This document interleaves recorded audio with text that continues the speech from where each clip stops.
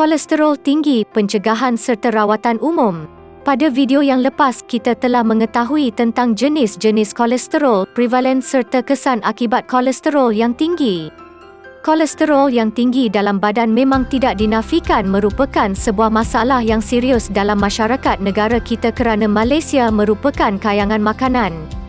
Hal ini kerana ia mengundang pelbagai masalah kesihatan yang tidak diduga. Apakah sebab tahap kolesterol menjadi tinggi dalam badan? 1. Sering mengambil makanan yang mengandungi kadar lemak tinggi. Hal ini merupakan punca utama kolesterol dalam badan menjadi sangat tinggi. 2. Pengambilan minuman beralkohol. Alkohol yang berlebihan dalam badan tidak dapat dicernakan dengan sempurna oleh hati dan akan ditukarkan menjadi lemak dalam badan sekaligus menyumbang kepada peningkatan tahap kolesterol dalam badan. 3. Gaya hidup yang kurang sihat. Gaya hidup tidak sihat yang dimaksudkan di sini ialah kurang bersenam dan pengambilan makanan yang tidak berkhasiat. 4. Obesiti. Apabila berat badan semakin meningkat, kadar kolesterol juga turut meningkat.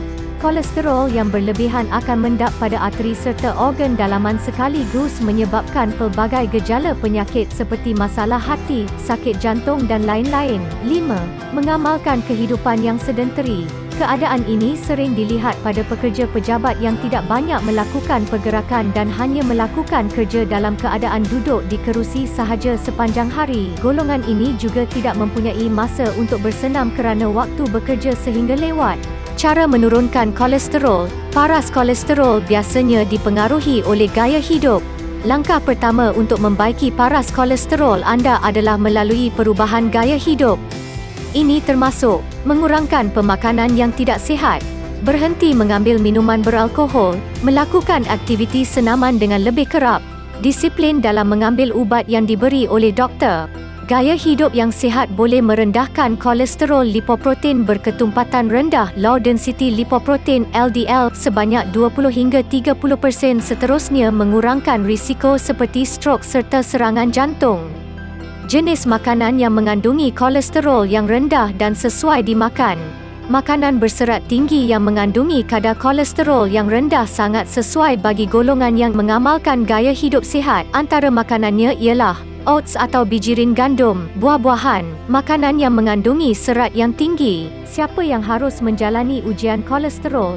Menurut Institut Jantung, Paru dan Darah Nasional, pemeriksaan kolesterol pertama seseorang individu harus dibuat semasa berusia 9 hingga 11 tahun dan kemudian diulang setiap 5 tahun sekali. Institut Jantung, Paru dan Darah Nasional juga mengesyorkan agar pemeriksaan kolesterol dilakukan. Orang yang berusia lebih dari 65 tahun harus menjalani ujian kolesterol setiap tahun. Ujian lebih kerap mungkin diperlukan sekiranya keputusan ujian awal tidak normal atau yang sudah mempunyai penyakit arteri koronari atau yang telah mengambil rawatan untuk rendahkan kolesterol. Antara sebab-sebab lain di mana ujian kolesterol disarankan untuk dilakukan dengan kerap adalah sekiranya anda 1. Mempunyai sejarah keluarga mengenai kolesterol tinggi atau serangan jantung. 2. Berat badan berlebihan. 3. Tidak aktif secara fizikal. 4. Menghidap diabetes. 5. Makan makanan yang tidak sihat. 6. Merokok. Orang yang menjalani rawatan kolesterol tinggi memerlukan ujian kolesterol secara berkala untuk memantau keberkesanan rawatan mereka.